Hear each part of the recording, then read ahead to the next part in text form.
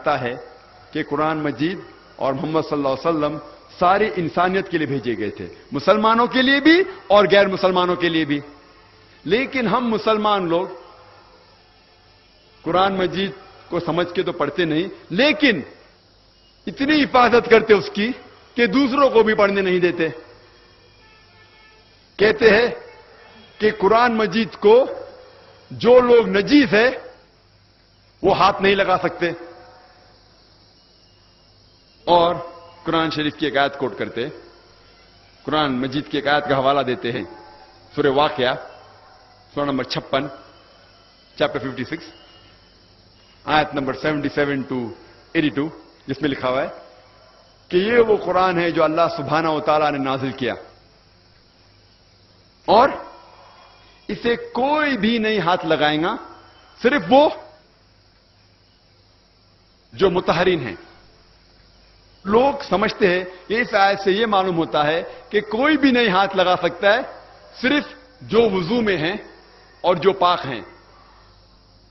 اگر اس آیت کی معنی ہوتی کہ کوئی بھی قرآن شریف کو، اس قرآن شریف جو مصحف ہے اس کو کوئی نہیں ہاتھ لگا سکتا ہے، صرف وہ جو پاک ہے جو وضو میں، تو کوئی بھی شخص، کوئی بھی غیر مسلمان دکان پہ جا کے 100 روپے میں 150 روپے میں قرآن مجید خرید سکتا ہے اور ہاتھ لگا سکتا ہے اور قرآن مجید غلط ثابت ہو جائے گا.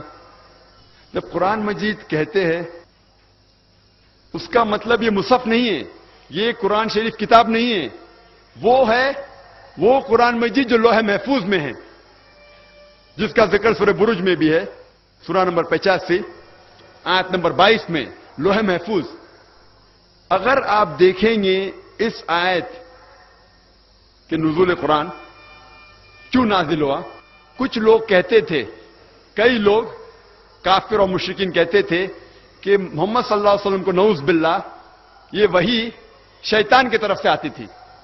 اللہ سبحانہ و تعالیٰ فرماتے ہیں کہ یہ لوح محفوظ کے نزدیک کوئی بھی نہیں آ سکتا ہے، صرف وہ لوگ جو مطہرین ہیں.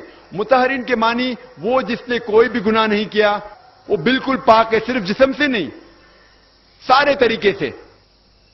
اس کے معنی ہے کہ فرشتے. اور اگر آپ پڑھیں گے طبری کے تفسیر کے اندر، وہ کہتے ہیں کہ یہ قرآن مجید کا جو ذکر ہو رہا ہے اس قرآن کا جو 7ویں آسمان پہ ہے لوح محفوظ میں، اور انہیں کوئی نہیں ہاتھ لگا سکے گا، صرف فرشتے. تو شیطان تو قریب آ ہی نہیں سکتا. اس کے معنی یہ نہیں کہ کوئی بھی انسان جو پاک نہیں ہے وہ ہاتھ نہیں لگا سکتا. ہاں، پاک ہونا، وضو میں ہونا اچھی بات ہے، لیکن اس آیت سے یہ نہیں ثابت ہوتا ہے کہ فرض ہے.